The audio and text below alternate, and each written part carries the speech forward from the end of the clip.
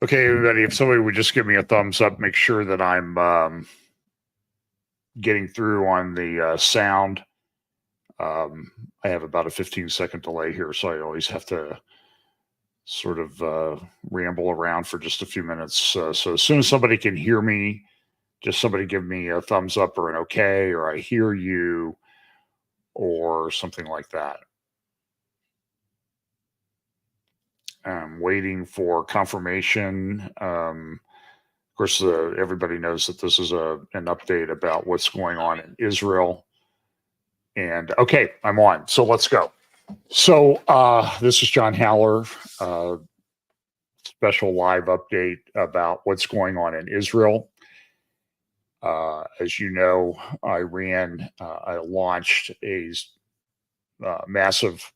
pretty massive drone attack against Israel. We don't have any specific numbers yet. It's a coordinated attack. So let's talk about what we know that they're doing. So there's an attack that's been launched from Iranian soil of drones, Shahed drones. Those are the drones, the suicide drones that Iran has been selling to Russia. Those are they're fairly slow flying. They're probably going to be able to cut those down, and now there's a bunch of response. So I'm gonna click on here. I'm being joined by Brian Schrager. It's the middle of the night. It's about 2 a.m. in Israel, and so Brian Schrager, who writes for Jerusalem Post, also does things with Tipping Point, endtimes.com. So I'm going to add Brian in. Brian, are you there? I can't hear you, John. I'm sorry. I'm trying to see if I can figure this out. I think you can hear me, but I can't hear you. Okay, so I'm going to tell you that about 5-10 minutes ago. I can tell you, 10 minutes ago, I was about to try to go to bed here, and suddenly, outside, literally, boom, boom, boom, boom, boom. I stepped out on my porch, and directly overhead, were hundreds of missiles exploding. I could not tell which were missiles being fired from the enemy, perhaps from Yemen. I don't know if they're here yet from Iran. It seems a bit early for them to be here from Iran. But wow, they were absolutely booming all over the place. There were because I'm up on a hill, I could hear, it seemed like hundreds to me anyway. I could hear, I'm up on a hill, so I could hear people screaming, yelling. There were booms all over the background.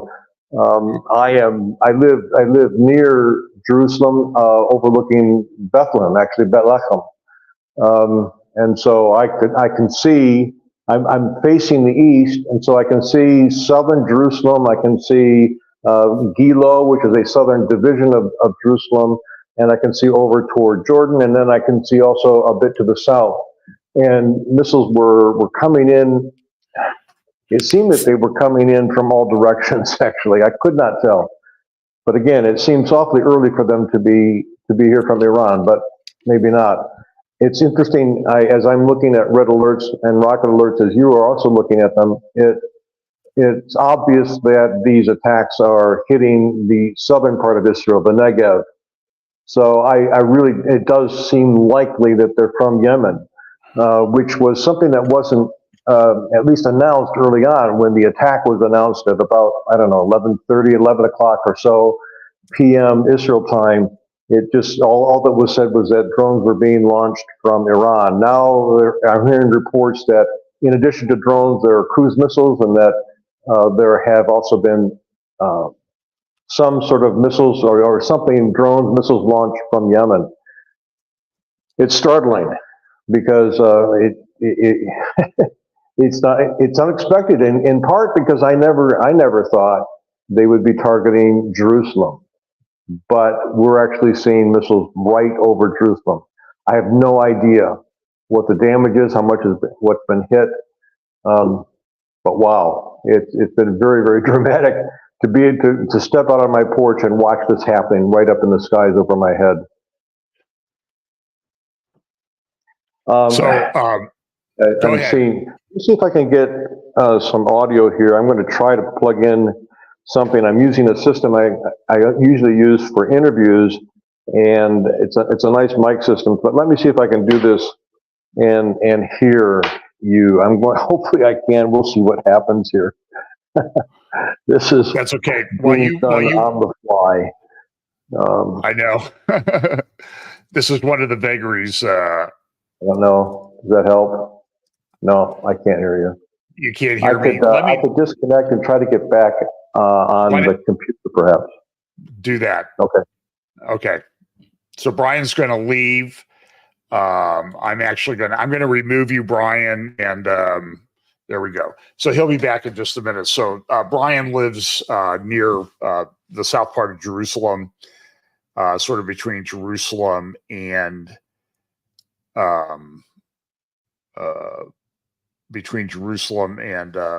Efrat, near Bethlehem. So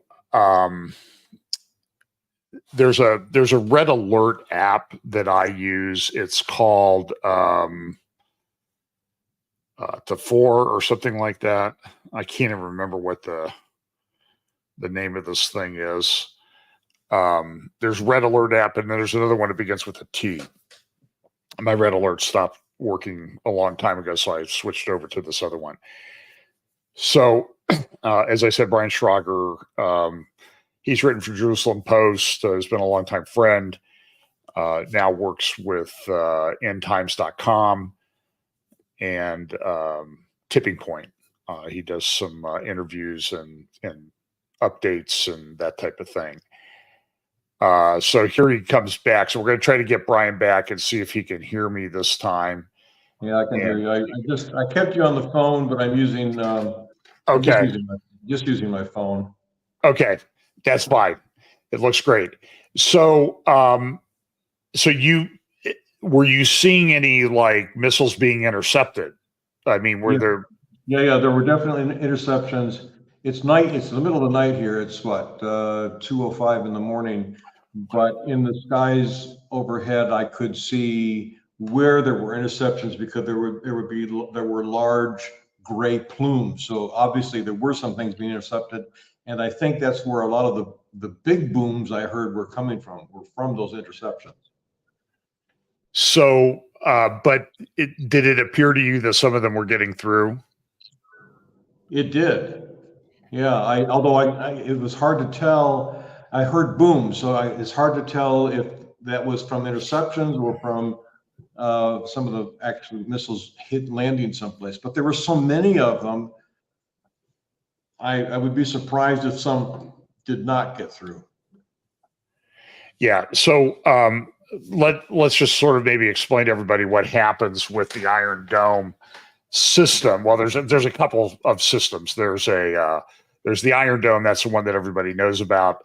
Those missiles cost what, $50,000 to $100,000 each whenever they're launched. Yeah. And what the system does is it analyzes flight path trajectory and everything, and they have like this all built into a computerized system, and where that missile is going to land. And that missile, and if it's going to land in an open field or on a road or something like that, it makes a very fast determination, and they let that go because they do not want to use up these Iron Dome missiles because they're expensive. I think they have kind of a limited supply of them, and they just don't want to do that. So they have the Iron Dome. There's also an Arrow defense system that the U.S. has provided to Israel, and then there's the David Sling, which is used for larger ballistic missiles. And we understand that there have been ballistic missiles that have been launched from Iran, and so that it appears. It appears that it was a coordinated attack, so that they would launch the drones first. And then as the drones were getting close to Israel, they would time the launch of the ballistic missiles so that all of them were getting there at the same time. And I know I know you were texting with our mutual friend, Jonathan Spire. who's probably one of the leading war correspondents in the world. And he's going to be writing something up in the morning. And we'll be looking forward to that. But it appears to be a very complex attack. The one interesting thing, though, that I haven't seen is I haven't seen anything coming from Lebanon or the north, from Lebanon or Syria. Have you seen anything about that, Brian? Nothing, nothing. And that is interesting because there's a huge arsenal there, as you know. Right. So, right now it appears that this is all coming from Iran, but it has, the big surprise to me is these missiles coming from Yemen. So many of them. I mean, we've seen a few make their way up the Gulf of Eilat, or Gulf of Aqaba, as it's more commonly called, but very few have actually made it into Israel. And most of what the Houthis have been doing in Yemen is attacking ships, that are trying to make their way through the Red Sea to the Suez Canal. So anyway, it's a big surprise to me to see so much apparently coming from Yemen. Right. So the red alert apps, if I'll try to put up a map here in a second. The red alert app was indicating things in what they call the Western Negev, Central Negev, Eastern Negev, Dead Sea Hotel area was where the red alerts were going. Although that's not a lot, and in the very southern part of Israel, it's still fairly far south. On the other hand, Dimona is supposedly a target of what Iran has been firing, because that is the alleged place of Israel's nuclear program. Right. So I'm thinking about this as I talk to you. Sure. It's hard to process when you're going through it, I know. Yeah, it could very well be Iran, I guess, because Iran was supposedly aiming for, or one of the supposed targets was Dimona. That's where warnings went out to citizens here to stay close to shelters, as well as up. I think there was like an airport in Haifa that might be a target. But it's hard to know how much of this is actually guesswork on the part of reports that we're hearing or intelligence. But if in fact Iran was targeting Dimona, well, that would be more central Negev. So it might not be Yemen. Right. So let me put up a screen here. Kind of give everybody a little bit of a map that we can talk about. So you can see the Red Sea there. When Brian's referring to a lot, he's referring to the northern end of the Gulf of Aqaba. The Gulf of Aqaba there. And at the very point of that Gulf of Aqaba is where Israel and Jordan and Saudi Arabia all meet. And Egypt. Yeah, it's everything kind of converges there. Right. And so there was a attack that hit a naval facility there, I think, the other day. I don't think they tried to attack a naval facility, an Israeli naval facility, but it did not talk. But to kind of give you some idea, over here, and I don't have a good pointer, but this area, if you could, over here, the Strait of Hormuz, Right. There was a Israeli-related container ship or something like that was boarded by some Iranian, I'll call them Iranian terrorists. Somebody would say Iranian military. And so Iran has been launching these, and I think Israel was pretty clear: do not launch these from Iranian territory, or we may attack Iranian territory. Vladimir Putin issued a statement a short time ago in which he said that if Israel responds and attacks Iran directly, that they will that Russia would support Iran, which is like, so that's not a big surprise or anything like that. But the distance from, say, Tehran to Jerusalem is about what, 850 miles or so, I believe. So that's and then the distance, and then down here at the southern end of the Arabian Peninsula, this is where the Houthis would be shooting from, and that, I think that's about 1,000 miles from Yemen to Jerusalem. So what I'm saying is that it's, now I know that the U.S. has been shooting down a lot of the drones because we do have facilities here in the area of Syria. Up in this area of eastern Syria, you can see the Euphrates River coming down here through the area. You see the Jordan border. And the U.S. does have several thousand troops facilities. They have a base here in Jordan. They have a base or two in Syria. Part of that, at least they say, is to kind of help keep ISIS under control, because ISIS still has a presence in the desert areas here. And the Assad regime just doesn't really, I think the interview I did with Jonathan Spire kind of indicates that the Assad regime really controls not nearly all of Syria. They control a very narrow part. Yeah. So I'm hearing too that, there's attacks. Israel's responding. They may be attacking Damascus. It's a little bit hard. I don't have a staff here, so Brian, just kind of tell us what's going on, what your thoughts are, and I'm going to try to check some of my my updates here. Go ahead. Well, go ahead. I'm curious too, because it's quieted down here. All of these explosions happened, I don't know, about 30 minutes ago now, and now it's quiet. So I'm wondering now what has happened, what was hit, especially since it was right over Jerusalem, at least the part that I saw, Jerusalem, southern Jerusalem. Yeah, it's hard to imagine this not being a declaration of war and not leading to war. It's a big deal. Yeah, there was an article that our friend Jonathan Spire wrote. Well, actually, Seth, I don't know if I can pull that up. Seth wrote an article the other day in the Jerusalem Post talking about,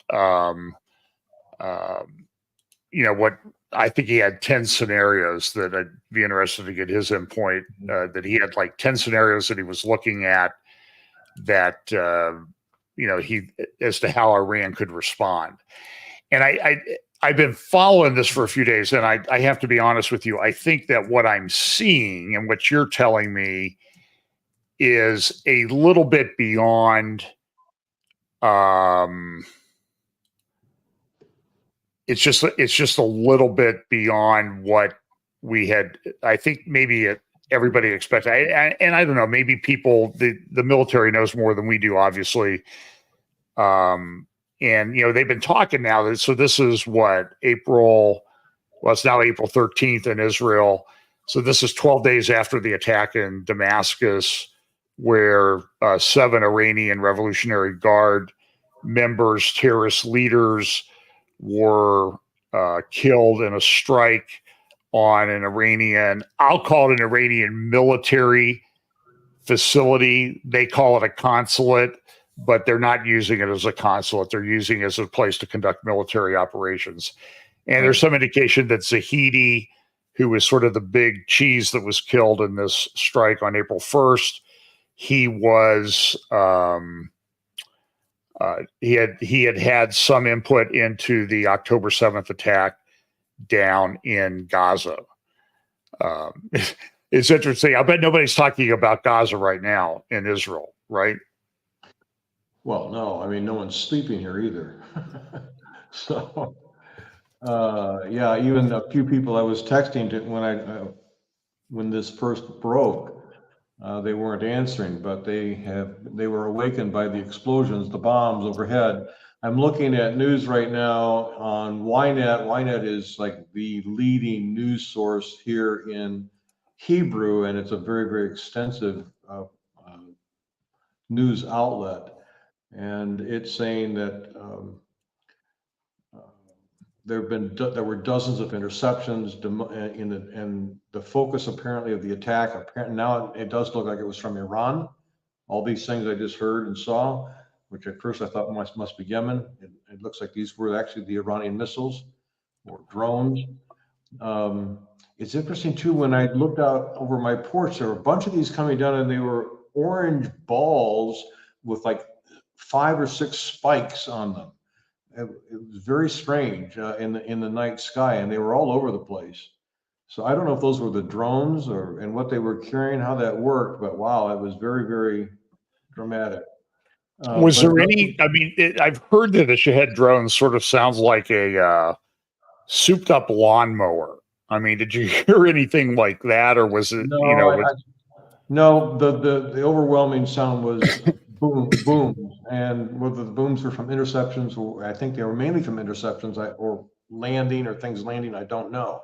But visually, they were bright orange and they were round and like with spikes on them, like a what do you call a kind of ball that has spikes coming out all over the place. This had like 5 or 6 spikes on it, and it was just very, very dramatic. Yeah, people have went into shelters all over the country. The focus apparently of the missiles were Dimona, which is the site of Israel's supposedly Israel's nuclear area. Yeah. So, oh well, that would explain then. Now I'm putting 2 and 2 together. Sorry, there's folks, just please be patient with us because there's a tremendous amount of information developing very, very quickly, and so the attacks on the central Negev, Beersheba, for example, Dimona is what, probably 30 miles from Beersheba. Yeah, it's not far. So right, very close. Let me pull up my map again here so we can kind of get everybody a little bit of a. It is the center of Israel's nuclear development or whatever. Yeah. Yeah, the one they don't talk about. Right. Yeah. So the Western Negev, this will populate with the names of places here in just a moment. So here's Beersheba. So you see Gaza here to the left of the screen, and then you see Beersheba here, which is about that was like one of the areas that they targeted in the Gaza attacks on August the 8th, and then Dimona is somewhere down here a little bit to the south, I think, of here it is over here at Dimona. Yeah, there's Dimona. And that probably was the target. That's probably why I was getting all those central Negev, western Negev. Yeah, and I just assume with the timing, though, that it maybe be coming from the Houthis. But right now, yeah, me too. But apparently there wasn't enough time because they were hitting, I don't know, around 3 hours after they were launched. So that does, I guess that. Yeah, so I think those drones can fly at 250 miles an hour, and it's roughly 700 to 850 miles from wherever they were launched in Iran towards Israel. And the Houthi drones would take longer because that's about 1,000 miles. So now there are reports that they're hearing explosions in Damascus. I'm going to go over here and flip over to some of my Twitter feed. I have these open source intelligence guys that I see. Here's open source intelligence. Here's a Twitter guy. I'll pop this up on the screen. So he's saying, look, missile seen in the sky over the Knesset building in Jerusalem. Here's parts of the fuselage of an Iranian missile. This is a guy that I follow, just because he's OSINT Defender. That means Open Source Intelligence Defender. Parts of the fuselage here. I haven't been able to get over to my Telegram news feeds yet, and I know Amir Sarfati is on this too. So I've seen a few things from him, but I just haven't had time to check it. Here's for example, there's a missile attack, a missile coming in. Yeah, that orange thing is what I saw. I saw those all over the sky off my porch. Okay. And by the way, I'm seeing a report here from on YNET. It says senior Israeli officials say we were prepared for the Iranian response. We intercepted 99% of it. But the fact that Iran is firing for the first time from its own territory at Israel requires a firm response, and it will arrive soon. Yeah. So here's this is Erbil. You've been there. That's in Iraq. Yeah. A Kurdish area. And so it's really sort of all over the area. But right now, as best as we can tell, that most of the attacks have come from Iran. From Iran, yeah. Right. So I got to find my mouse, my cursor. There it is. I have two screens here, and I'm trying to do that. So don't want to give everybody vertigo or anything like that. So the attacks probably came directly from Iran, right? And not Yemen. So there's still, there's all this potentiality too of things that could happen. We see, there's nothing going on. I've not seen any red alerts in the north yet, but Zofar, TZOFAR is the red alert app that I use. So it does appear that those things were. I'm not seeing any alert for Dimona on my map, but I don't have time to check. I have dozens and dozens and dozens of these alerts that have come in tonight. Yep. So, just Brian, I don't remember if it was the interview that we did with Avraham Levine of Alma Research. Folks, you may want to go look at that. It's on the FBC, Fellowship Bible Chapel YouTube channel. There's probably two versions of it up there. And he told us that JNS did a very good video, jns.org, on their JNS YouTube channel of what if, what I think was the title of the thing, and what if there's an attack from the north. And the attack from the north, it's a very troubling video if you watch it, because it was actually a joint project of JNS and Alma. I played it all, I think, a week or two ago, maybe 2 weeks ago. And if you remember, Brian, I don't know if it was this interview with Avraham or the other one that I did, but I asked him, because the potential response could be 5,000 or 10,000 missiles, rockets, mortars a day coming in from Lebanon. Right. And I asked Abraham, I said, well, what does that mean if they cut loose like that? And his response to me, and believe me, he knows what he's talking about. This is what he devotes his life to. He said, if that happens, then no Israeli child will go to school for a year in all of Israel. So that's so I don't know. Maybe this is just a one-off. This is what they're going to do, and they're going to stop. That's one possibility. But I'm pretty sure the interesting thing I asked you, Brian, I texted you, I think I posted on my Facebook page. Has anybody seen anybody running out and protesting at the Iranian embassies that the Iranian response was disproportionate?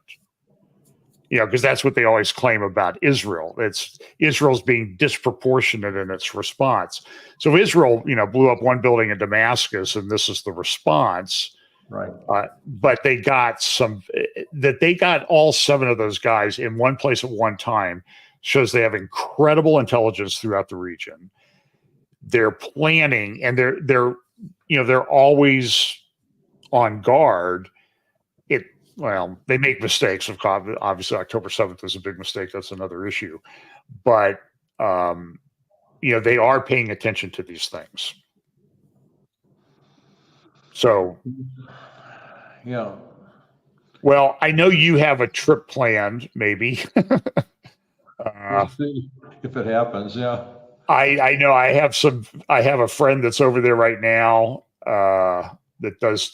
He may be doing a tour for all I know, and he's. And I also do have a couple pastor friends who are supposed to fly in tomorrow, and that's who knows if that trip's going to go. Yeah, the skies were closed. At 11 o'clock they closed Israeli skies, so I don't know if they're going to be. How soon they'll be opened. It wouldn't surprise me if they stay closed for a while.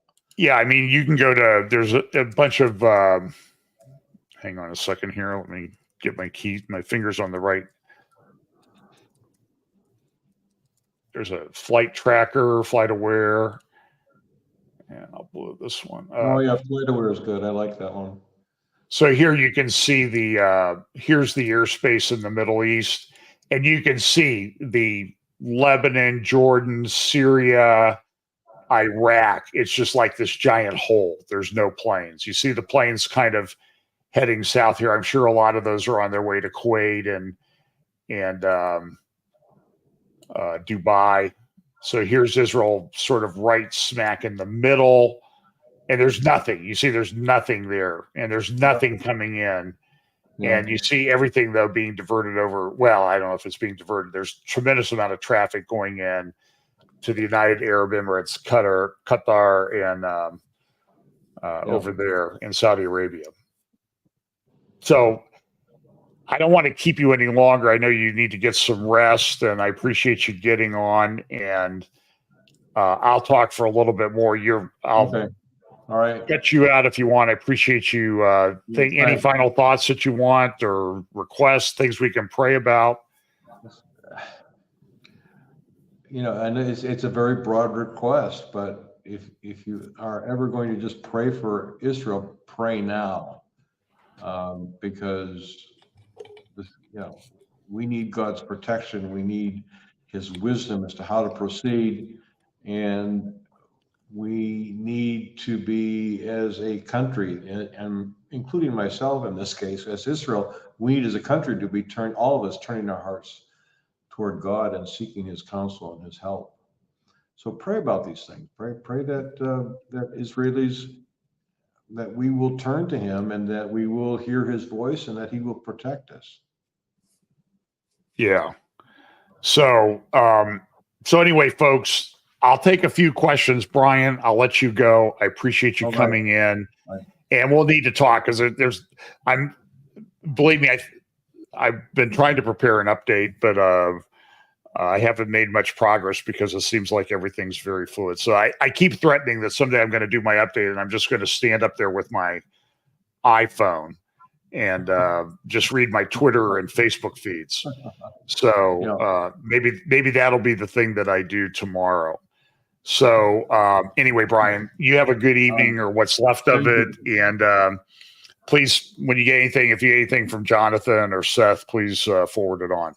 I will. All right. Thank you, John. Okay, good thanks. Night. Talk to you. Bye. Okay, folks, that was Brian Schrager live from Israel. I'll just take a few questions. I'm sort of limited in resources, like all of us. We're trying to follow multiple websites, information. So here is a good question. This is Angela. Thank you. Whoops, that's not the right. Here we go. Is the Israeli laser defense system set up and working yet? And the answer to that is it's been field tested a little tiny bit, but it's the system. It's called Iron Beam. I played videos of it in some of my updates. It'll be amazing when it works, but I'm just not sure that it's ready. So, for example, let me give you an example. So, an Iron Dome missile, the numbers I hear are $50,000 to $100,000 per missile, and this is the economics of modern warfare. So, Israel will be shooting down drones. These Shahed drones, I don't know what they sell for, $15,000 maybe, $5,000 to $15,000. You can see that the economics don't work out very well if you're using a $100,000 missile to shoot down a $15,000 drone or a $5,000 drone or a $400 drone, which are being used. For example, they're using these a lot up in Ukraine. For example, in Ukraine, look, I don't think Ukraine's going to win this war. Russia is crushing them. They've just destroyed the largest power plant in Kyiv. But what the Ukrainians have done is they've developed a process. They can get these drones, put them in a backpack, get somebody 800 miles into Russia, beyond where Russia would have defense systems, and put a drone together that has an explosive on it, like a grenade or an RPG, and they're sending them into Russian oil facilities, and they're destroying key components of the Russian oil facilities. And part of the problem is Russia has really not had the education. They've not been educating a lot of engineers over the past number of years, so they're short of engineers.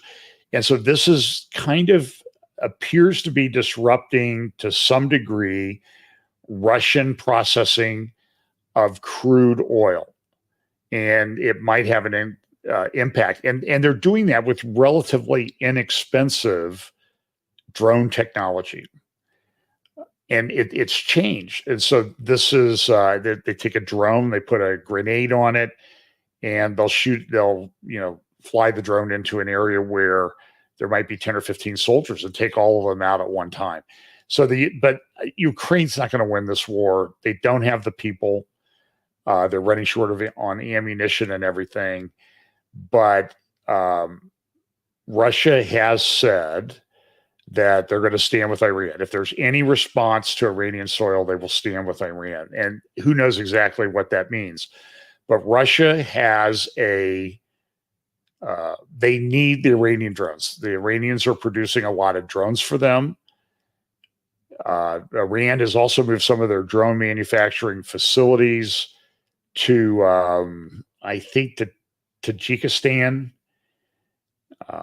And so, but Russia has opened a few outposts in the Syrian Golan over the past few weeks. They're not bringing tanks in. They're not bringing a lot of troops in, at least based on my interviews and talks with the people at Alma Research who really know the North.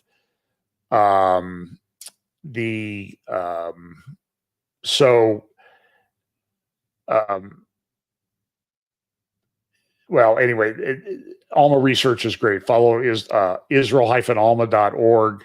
They're good. I-24 News, Ynet that Brian mentioned, Jerusalem Post, JNS, and then there's a whole bunch of people on Telegram and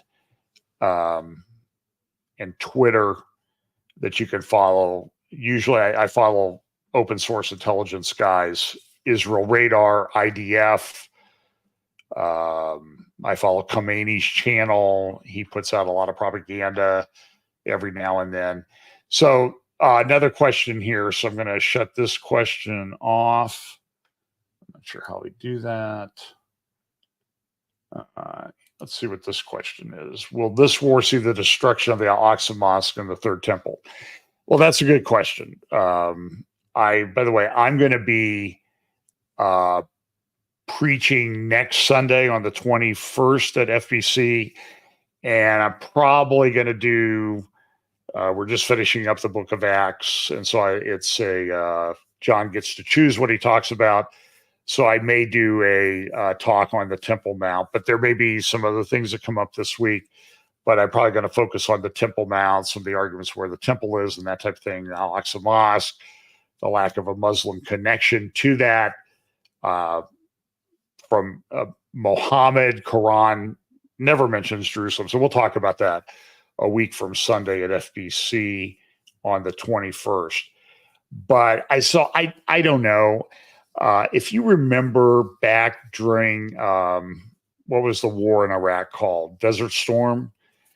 And that's kind of an interesting war because the U.S. is probably the most logistically capable military on the planet. And, the Saddam Hussein invaded and took over Kuwait. Nobody liked that. Nobody liked Saddam. So they were going to do that. But so that's back in 91. So we have all these planes and boats and ships and all these things. And it took the United States 6 months of hard work to get a number of troops there to fight a war in a pretty flat, open area. So when we talk about Ezekiel 38 and 39, and I see some questions about that, we have to look at the logistical aspect of this. That when you read through Ezekiel 38 and 39, it says that there's a great company and a mighty army. And the great company and a mighty army, well, what does that mean? How does that compare now? And so if Russia is involved, and some people don't think Russia's involved, by the way, Turkey's involved, clearly Turkey, Iran, Persia, Libya, Sudan, those areas from North Africa come against Israel. And again, I think it's a debatable question whether Russia's involved or not. But let's say Russia's involved or not. What does it mean, a great company and a mighty army? It's not, 25 guys. It's not 2,500 guys in pickup trucks coming across the Israel border. I don't think that's a great company and a mighty army. So I don't think right now we're seeing the destruction of the temple. Veronica asked a question. Do you think the U.S. will support Israel? Right now, Veronica, this is a very interesting situation because it's the U.S. has to step in.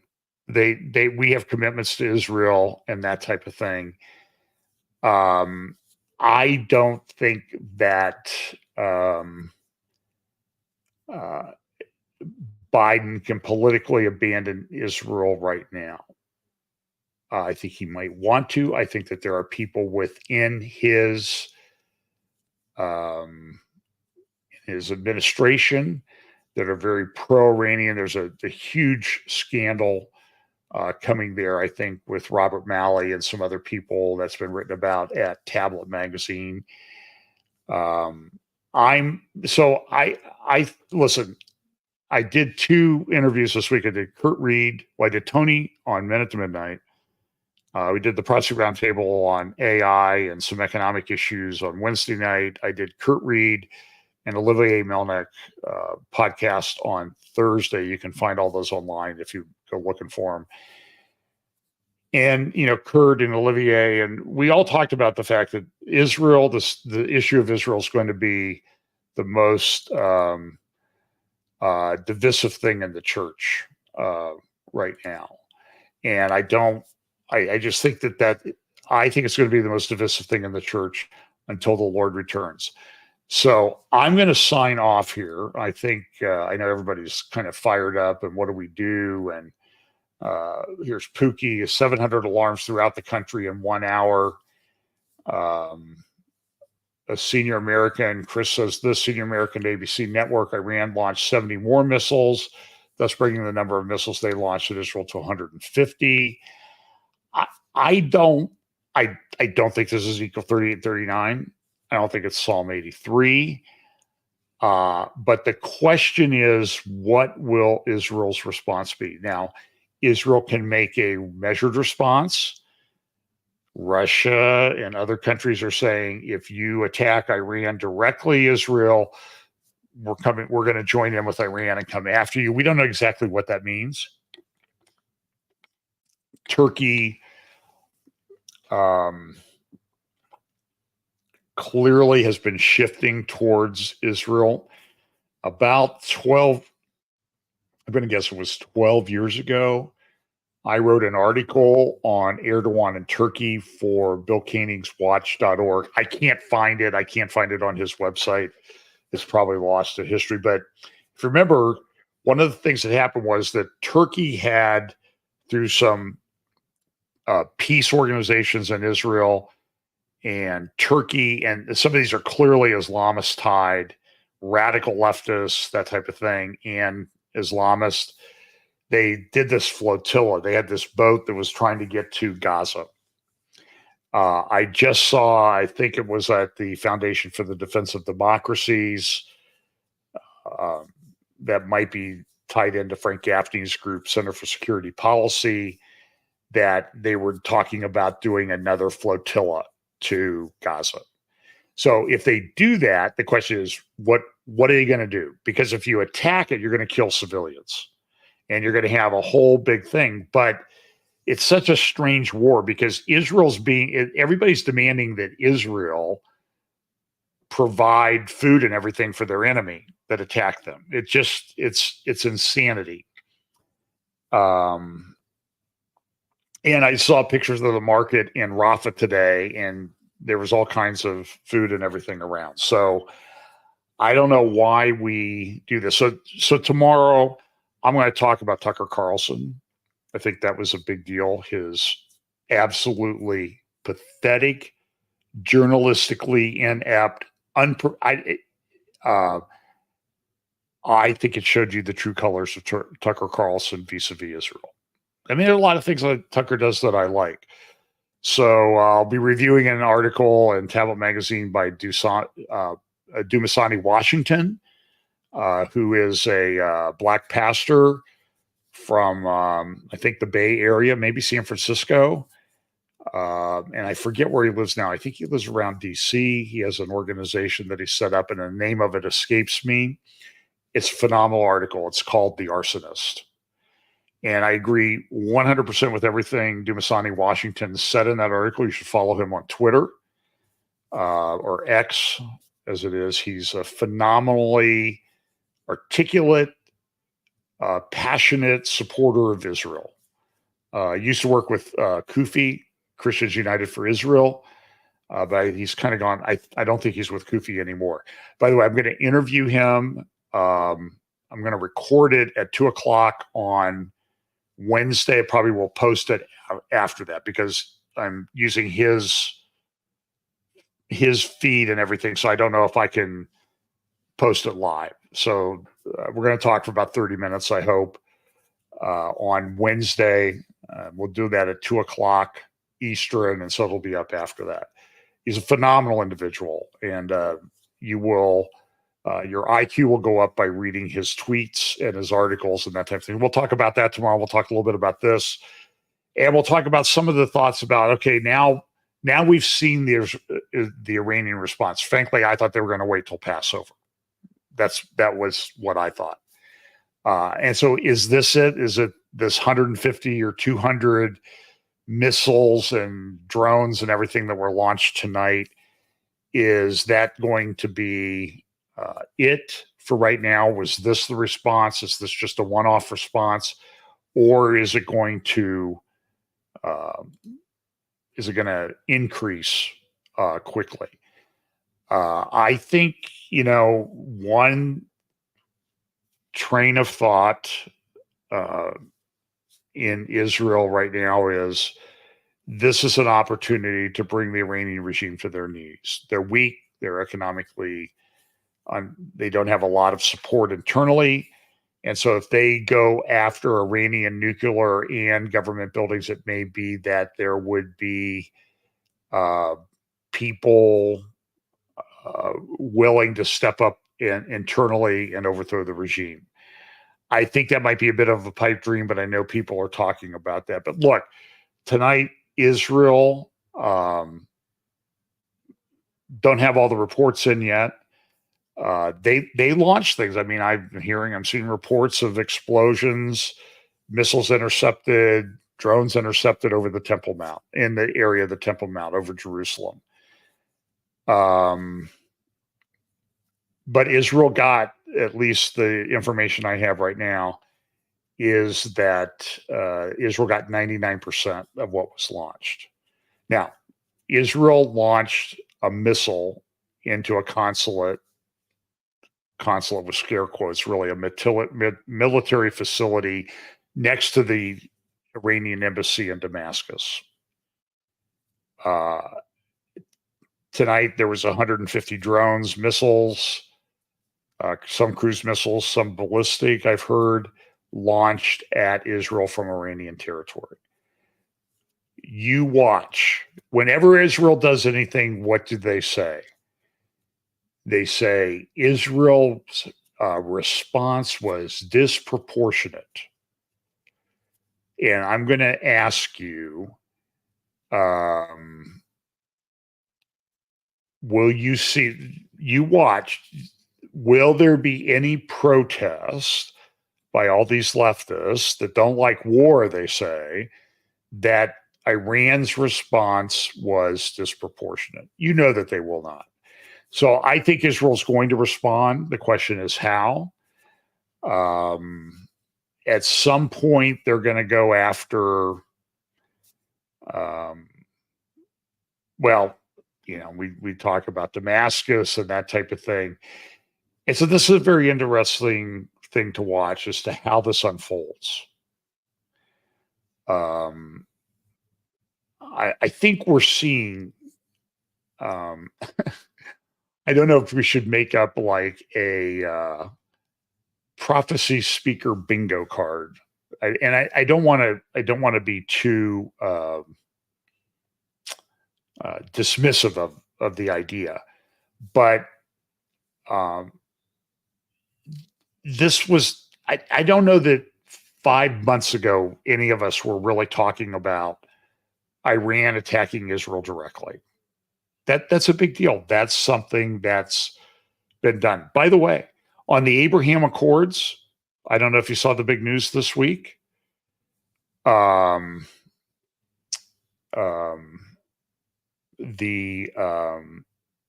Indonesia is talking about coming into like the Abraham Accords.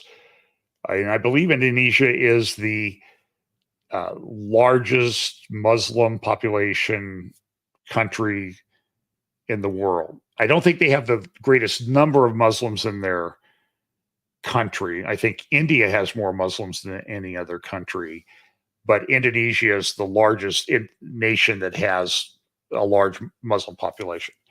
They're talking about coming in and normalizing things with Israel. In the midst of all of this, that's kind of interesting. So we'll talk about, as I said, we'll talk about the Tucker interview yesterday or earlier this week. I will tell you, and I will tell you there's many, many friends of mine, they will never listen to Tucker again. Tucker's sort of like a modern Pat Buchanan who never liked Israel. And I think that I think he needs to be called out on it. From a journalistic perspective, Tucker's interview was one of the most pathetic things I've ever seen. I've met Munther Isaac. Isaac. I know what he is about. I've been to Christ at the Checkpoint, and we will talk about it tomorrow because Dumasani Washington's article is called The Arsonist, and I'm not going to bother putting it up. But he said what he thinks, and I agree with him 100%. Tucker was trying to drive a wedge between evangelical Christians who largely support Israel and Israel. And there's no mistake in my mind. It wasn't a mistake.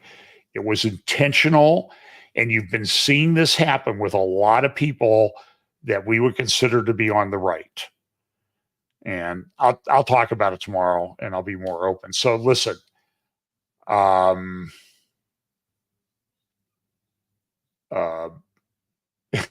see somebody mentioned that Brandon Wholehouse must have put up something about Tucker Carlson. He beat me to it.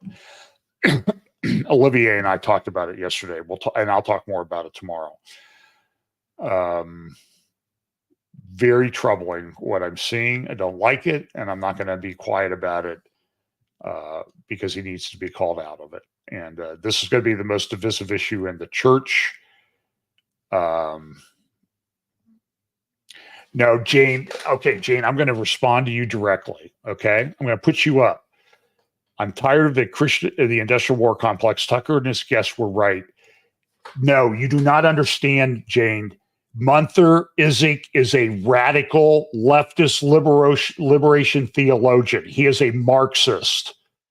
Stop supporting Marxist. And there are plenty of Christians who support charities in Gaza, the West Bank, and elsewhere. What you're posting is a complete untruth. Do not say that. Well, I'm going to call you out on my channel, and you are incorrect. You do not know Munther Isaac. You do not know Bethlehem Bible College. You do not know Christ at the Checkpoint. And I've spent hundreds of hours of researching this.